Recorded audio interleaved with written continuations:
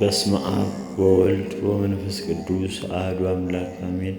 አንድ አምላክ በሚሆን በአብ በወልድ በመንፈስ ቅዱስ ስም ሚያዝያ 18 በዚች ቀን የቅዱስ ሱስንዮስ አገልጋይ ቅዱስ አውሳብዮስ በሰማዕትነት አረፈ።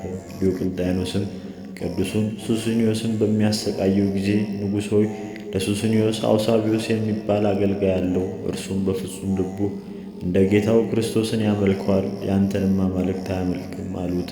እሱም አምጡት አለ። ወደ እርሱም በቀረበ ጊዜ ስለ ሃይማኖቱ ጠየቀው። እርሱም በክብር ባለቤት በጌታችን በኢየሱስ ክርስቶስም ታመነ። ንጉሡም ብዙ አባበለው፣ አማልክቶቹንም ማምለክ በመተው ገሠጸው። ቅዱሱም የእውነተኛ አምላክ የእግዚአብሔርን አምልኮት በመተው ንጉሡን መልሶ ገሠጸው። ስለዚህ ንጉሥ ቁጣው ጨመረ፣ ራሱንም በሰይፍ ቆርጡት ዘንድ አዘዘ። ይህም ቅዱስ ከጌታው አስቀድሞ ከሱስንዮስም አስቀድሞ የሰማዕትነትን አክሊል በመንግሥተ ሰማያት ተቀበለ። በረከቱ ከእኛ ጋር ለዘላለሙ ትኑር አሜን። በዚችም ዕለት የአባ ብሶይ ወንድም አባ ጴጥሮስ በሰማዕትነት አረፈ። የዚህም ቅዱስ የአባቱ ስም ሲድራቅ የእናቱ ስም ማርያም ነው። ይህም ቅዱስ በመወለዱ ጊዜ ከእርሷ የምትባል የእናቱ እህት ወስዳ ከልጇ ጋር አሳደገችው። 7 ዓመት በሆናቸው ጊዜ ወደ መምህር ወሰደቻቸውና የቤተ ክርስቲያን ትምህርትን ሕጉንም ተማሩ። በጾምና በጸሎትም ሲጋደሉ ኖሩ። የእግዚአብሔር መልአክ ቅዱስ ገብርኤልም ተገለጠላቸው። ስለ ክብር ባለቤት ስለ ክርስቶስ ስምም ምስክር እንደሚሆኑ ነገራቸው። ከጥቂት ወራት በኋላ ሰይጣን ዲዮቅልጥያኖስን አስቶ ለጣዖት በሰገደ ጊዜ እኒህን ቅዱሳን ክርስቲያኖች እንደሆኑ ነገር ሰሩባቸው። የአንዴናው ገዢ አርያኖስም ወደ እርሱ አስቀርቦ ለጣዖት እንዲሰግዱ ግድ አላቸው። እምቢም ባሉት ጊዜ ደማቸው እስኪፈስ ከበላ ላይ ሰቅለው እንዲገርፏቸው አዘዘ። ከጾምና ከስግደትም የተነሳ ሥጋው ስለደከመ የሥቃዩ ሕመም ለጴጥሮስ ታወቀው። ያን ጊዜ የእግዚአብሔር መልአክ ከሕማሙ ፈወሰው። አርያኖስም አይቶ ጴጥሮስን ወደ ምሥራቅ አገር ወስደው በዚያ ራሱን በሰይፍ እንዲቆርጡ ታዘዘ።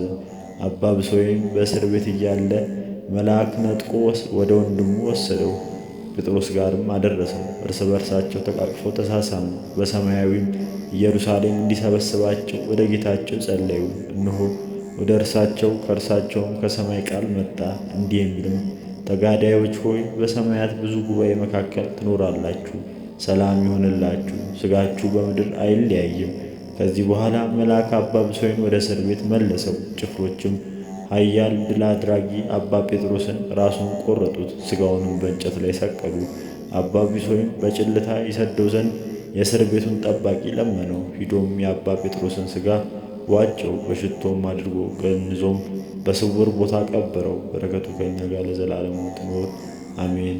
በዚህ ቀን በጠርሴስ ሀገር ውስጥ መከራ የተቀበሉ የከበሩ ሰማዕታት መታሰቢያቸው ነው። በረከታቸው ከእኛ ጋር ለዘላለሙ ትኖር አሜን።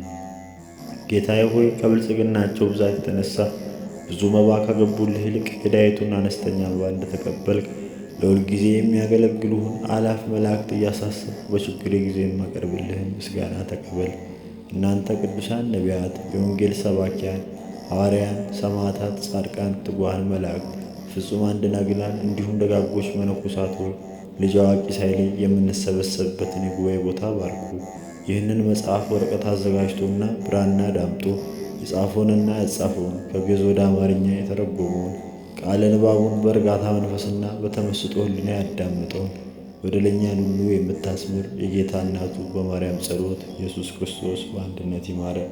ኢየሱስ ክርስቶስ በአንድነት ይማረን። ኢየሱስ ክርስቶስ በአንድነት ይማረን።